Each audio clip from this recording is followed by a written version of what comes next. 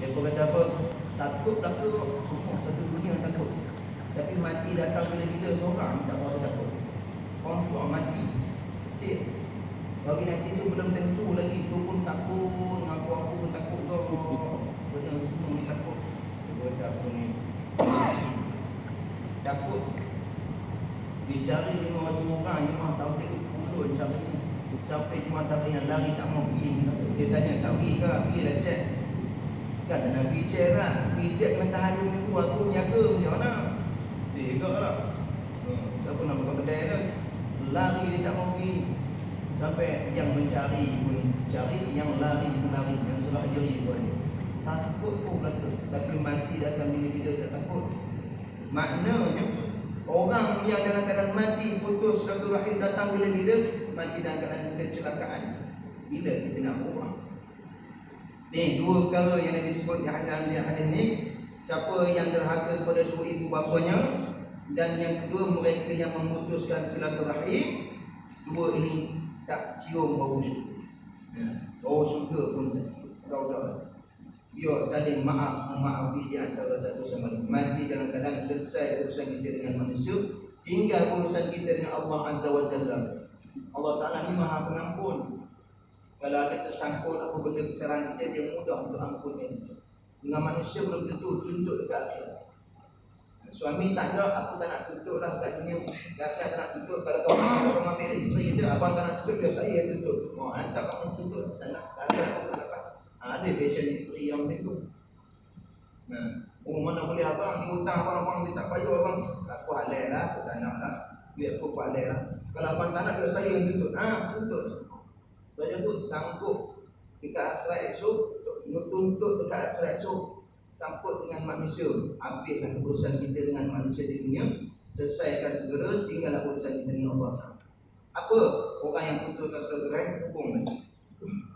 Habis. Wa qala alaihi salam man rafa'a yadahu liyadriba ahada walidayhi ghullat yaduhu yawmal qiyamati ila unuqihi maslulatan.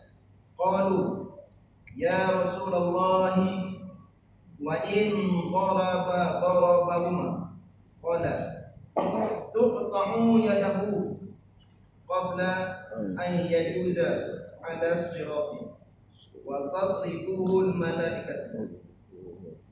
Wa qala alaihi salam man rafa'a yadahu liyadriba ahada walidayhi udat yaduhu yawmal qiyamati ila unuqihi masdulatan. Qalu ya Rasulullah wa in darabahuma qala tuqta'u yaduhu qabla an yajuza ala sirati wa tadribuhu al-malaikatu. Dan sabda Nabi alaihi salam, barang siapa mengangkat akan tangannya kerana memukul akan salah seorang daripada dua ibu bapanya. Angkat tangan, dah pukul ke belum? Tengok. Angkat tangan. Nescaya dibelenggu akan tangannya pada hari kiamat kepada tengkuknya, padahal lasa tangannya pun, lasa ni lembik dengan dia. Jadi apa lumpuh. Sembah mereka itu ya Rasulullah, dan jika memukul dia, tadi bawa angkat tangan. Mak ni, ayah ni, kadang dia tak buat depan mak ayah, dia buat di belakang. Betul dia sebut lah, jangan mengaku. Kalau mengaku, bukan doa besar. Dalam bilik tengok cermin, mak pun ni. Tak pernah buat ni tak. Yang pernah buat kau buat. Tu ingat tak ada apa. Dia tengok gambar mak ayah tu pergi detik. Gambar je bukan orangnya. Ni termasuk. Apa dia? Mereka yang mengangkat tangan pada mak dan ayah kerana nak pukul, belum pukul, dibelenggu tangan dalam keadaan lumpuh tangannya, lembik tangannya. Sembah mereka itu ya Rasulullah, dan jika memukul ia akan keduanya, maksudnya macam mana kalau dia pukul? Sabdanya dipotong akan tangannya dahulu daripada lalu atas sirat, dan dipukul akan dia oleh malaikat. Tak sempat nak terang di tiang sirat, cantas tangan tu dipantai oleh malaikat. Jadi macam mana? Lumpuh tangan tu. Tiap-tiap yang hancur lebur kata Allah Ta'ala, Allah Ta'ala tumbuhkan balik tubuh badan yang hancur lebur yang binasa itu liyadhuqul azab, supaya merasai azab. Pukul mak ayah tu, potong tangan sebelum menyebabkan titian sirat tadi, kemudian dibantai oleh malaikat atas kesalahan dia memukul salah satu daripada kedua ibu ayah tadi. Dan riwayat daripada Muhammad bin Ka'ab al-Qurazi, katanya mati seorang laki-laki pada zaman Nabi Isa alaihissalam, dan adalah ia menderhaka bagi ibunya, maka menghubungkan akan dia syafaqah, kasih sayang. Maka datang ia kepada Nabi Isa alaihissalam, maka sembah ia, minta olehmu akan Allah bahawa dihidupkan anakku, supaya aku tanya akan dia daripada halnya. Maka minta doa ia Nabi Allah Isa alaihissalam, maka dihidupkan akan dia oleh Allah Subhanahu wa taala. Maka berkata ia, apa hal kamu? Maka katanya, hai ibuku, tiap-tiap jerkah yang aku jerkah pada muka engkau itu diteriakkan oleh malaikat khazinun nar 70 teriak. Dijerkah dia. Tiap-tiap satu teriaknya seperti bahawasanya ahli al-Masyriq dan al-Maghrib teriak atas kesunyian. Suara jerkah tu macam dijerkah oleh mereka yang duduk di timur dan barat. Tuan, mikrofon ni kalau saya cakap kuat sikit pun bengit dia. Bengit. Itu baru pakai mikrofon. Ahlul Masyriq wal Maghrib, timur dan barat suara jerkahan malaikat khazinun nar 70 teriak. 70 jerkah-jerkahan. Macam mana suara jerkahan tu dengar dari orang yang berhimpun daripada Masyriq dan Maghrib. Kuatnya suara tu ibarat daripada Masyriq dan Maghrib. Allahu Akbar. Siapa dia? Jerkah mak. Bukan jerkah banyak pun, jerkah tiap. Mak. Tunggu nak. Ialah memang kata salahnya, asalnya salah mak ayah lah juga. Mak ayah yang tak didik itu. Mak ayah yang didik itu Rasulullah sebutlah. Anak-anak itu dilahirkan atas fitrah. Seperti kain putih bersih. Kedua ibu ayahnya yang mencorakkan sama dia, Yahudi dan Nasrani Majusi. Mak ayah yang corakkan. Yang anak boleh jerkah mak ayah itu, mak ayah yang corakkan. Tapi hasil daripada corakan dia tadi ni, didikan dia tadi ni, anak jadi begitu, hasil dia tadi, ke akhirat jadi macam ni. Nak tahu? Habis, Allahu a'lam. Itu bawa jerkah. Sekali jerkah, kalau 2 kali jerkah, 3 kali jerkah, hidup dalam kesedia sentiasa jerkah kedua ibu ayah tu. Macam mana tak? Dan hikayat daripada Atha bin Yasar bahawasanya kaum musafirin berhenti mereka itu pada satu padang.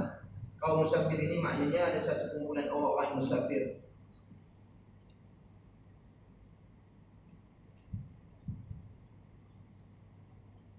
Berhenti mereka pada satu padang. Maka mendengar mereka itu dengan teriak himar hingga menjaga akan mereka itu semalam-malam. Tiada tidur mereka itu. Tak boleh tidur. Singgah itu berehat, kemudian dengar bunyi himar. Tengok kiri kanan, tak ada. Tapi bunyi, tak boleh nak lelak. Maka tak kala berpagi-pagi pergi mereka itu kepada tempat yang mendengar mereka itu daripadanya. Maka tiba-tiba ada satu rumah daripada ulu, dan ada padanya seorang perempuan tua, rumah orang miskin, pondok kecil. Maka berkata mereka itu baginya, "Senya, kami dengar suara teriak himar dan menjagakan kami semalam-malaman." Maknanya semalam tadi, malam tadi tak ada nak lena, dengar suara himar, suara kaldai ni. Dan tiada kami lihat pada kamu himar, kami tak nampak pun dekat kamu ni ada kaldai himar. Katanya yang dikata perempuan, demikian itu suara anakku. Yang bunyi itu suara anakku adalah ia berkata bagiku, "Ya himar, mari ya himar. Ya himar, mari ya himar, pergi. maka aku minta doa akan Allah bahawa dijadikan akan dia himar. Maka demikianlah kelakuannya pada masa ia mati, teriak seperti teriak himar tiap-tiap malam hingga subuh. Kata kami baginya, marilah kita pergi kepadanya, kami hendak lihat akan dia. Maka tiap-tiap ia seru akan kuburnya, maka kami lihat akan dia seperti leher himar. Wallahu a'lam. Tapi ibu-ibu, kalau nak cakap benda yang tak baik pada anak-anak, jauh-jauhkanlah. Cakap benda yang baik dah. Cakap benda yang baik. Anak tu nakal macam mana pun, macam orang dulu-dulu lah. Betuah lah. Betuah tu yang kita boleh duduk dalam masjid. Betuah tu. Mak ayah dah mati. Babat betuah kita lah. Jahat macam syaitan. Memang sudah jenuh panggil datang masjid. Macam syaitan tu. Syaitan tak jahat itu. Syaitan bergerak bagi jahat. Syaitan itu. Anak-anak ni. Ada ibu yang dia sanggup kata dekat anak dia. Dia kata, aku tak halas. Saya pun sebut dah benda ni. Bertanya, dia boleh kata pada anak dia, aku tak halas susu yang ada pada badan kamu ni walaupun setitik. Yang ada tumbuh dalam tubuh badan kita ni, tubuh badan kita ni, tumbuh daripada darah daging daripada susu ibu. Dia tak halas susu tu yang masuk pada anak. Jangan lagi. Redha. Bila kita redha, kita dapat pahala. Ujian tersebut dapat pahala. Kita redha, kita dapat pahala. Anak tersebut, bila kita redha, dia berpeluang untuk dapat redha Allah Ta'ala kerana mak ayah redha. Tapi kalau mak ayah tak redha, ma ridha illa fi ridha'il walidain. Tidak redha Allah Ta'ala melainkan redha kedua ibu ayah. Mana jahat macam mana pun dia, bukan kita redha perbuatan jahat tadi ni. Macam mana dia buat pada kita doa kepada dia anak-anak ni. Satu masa dia buat Allah Ta'ala beri taufik dengan asbab kita doa tadi ni. Kita redha dengan apa ujian yang Allah Ta'ala beri kepada kita. Maafkan, ampunkan dia, mana kita redha lah perbuatan tadi ni.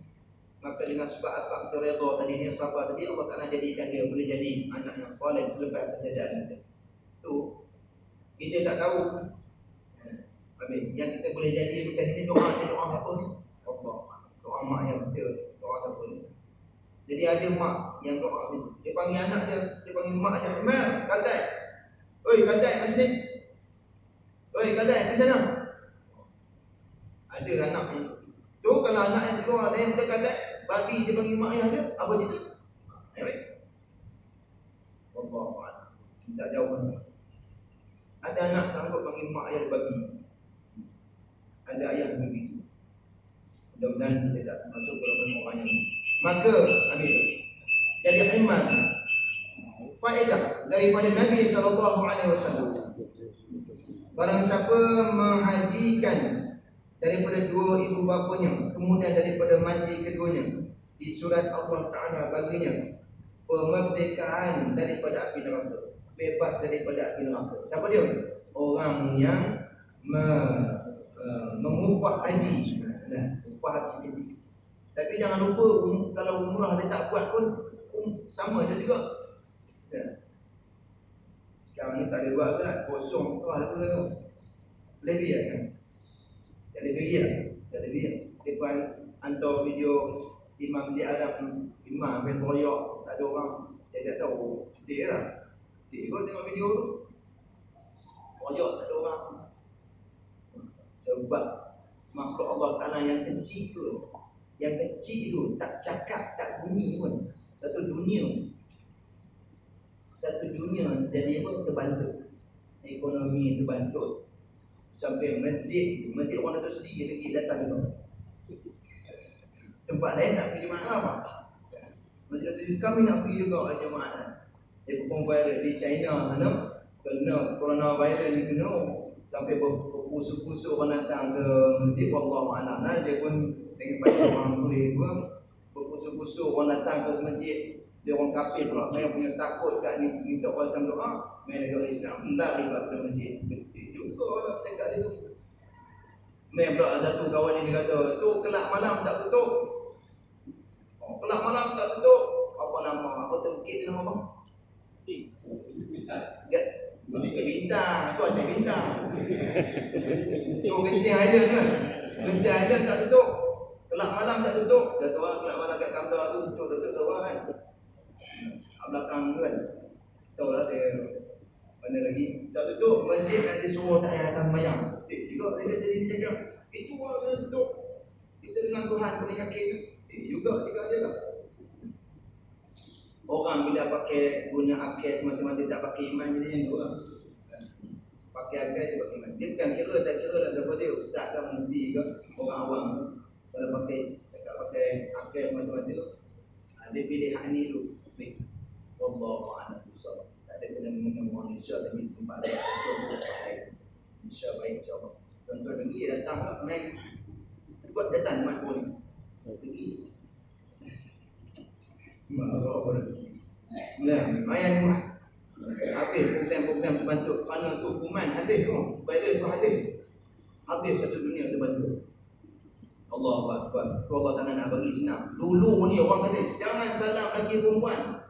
Jangan salam lagi perempuan. Tak boleh lagi perempuan. Dah ni bukan takat lagi perempuan. Laki-laki pun dia pun tak bagi salam.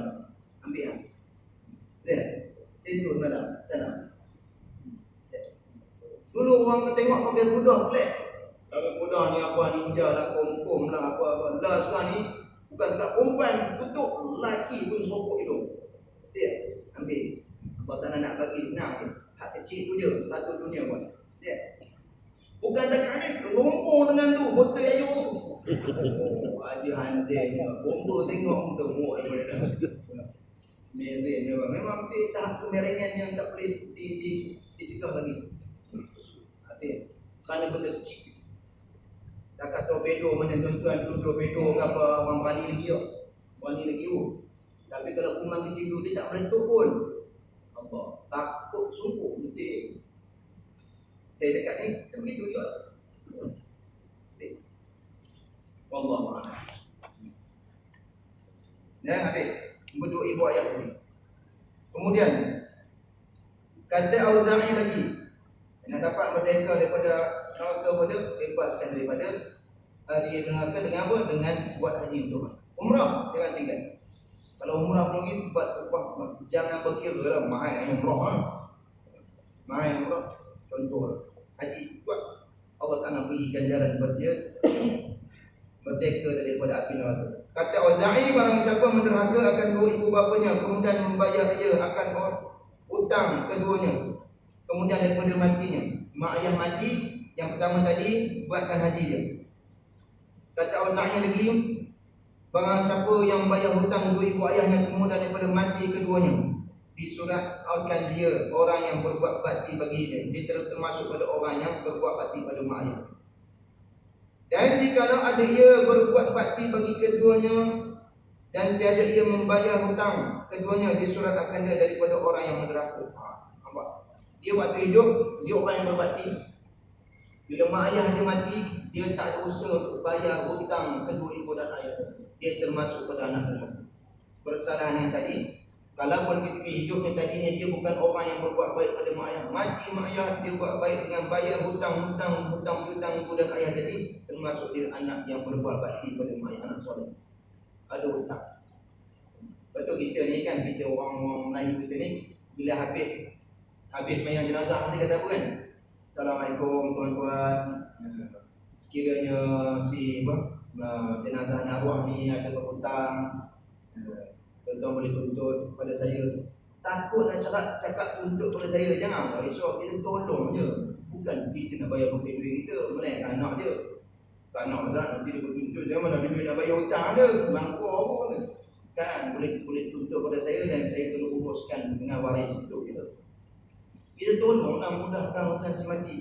Anak dia mungkin tak pandai nak berbicara, anak dia akan usaha kepada. Ada anak-anak yang habis mati mak ayah, anak-anak dah standby nak ambil harta mak ayah mana satu. Hutang tak dikira lagi, tak dibayar. Ada yang sampai kata apa, mak ayah mati tinggal hutang, menyusahkan Allah.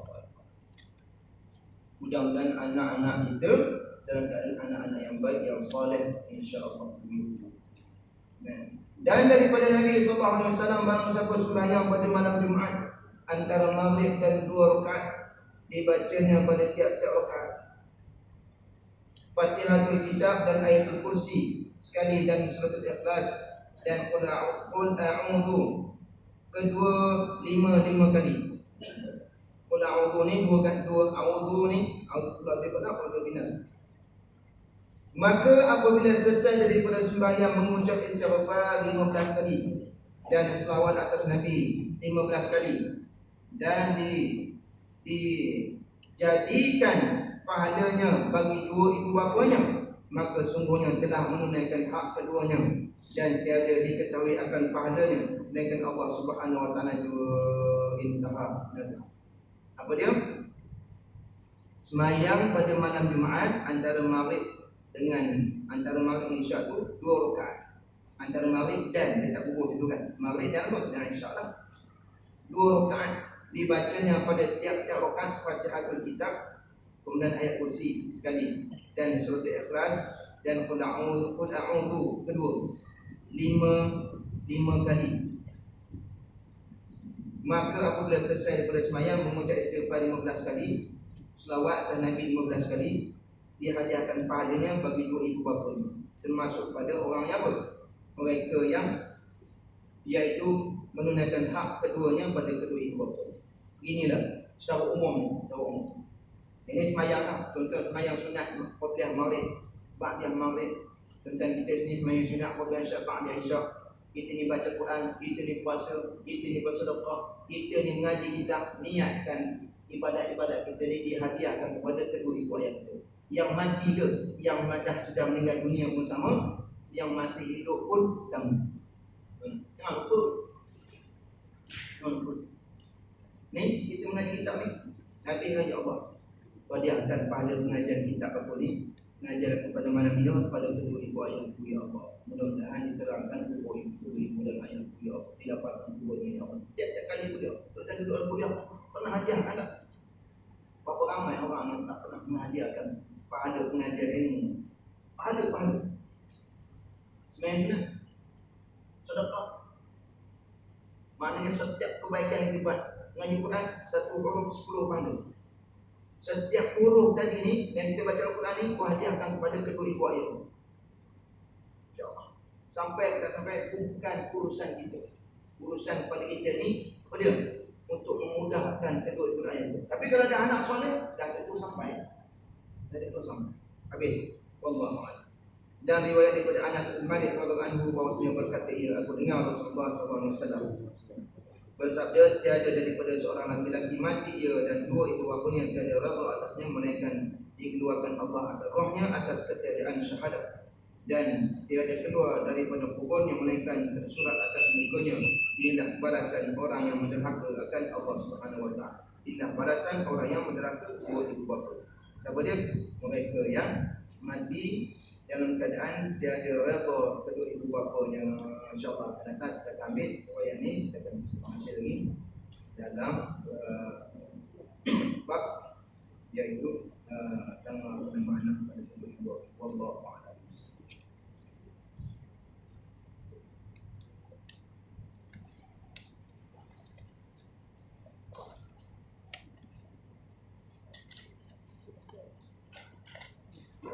Ada soalan sekadar yang termampu sejauh saya cuba jawab insyaAllah. Ya.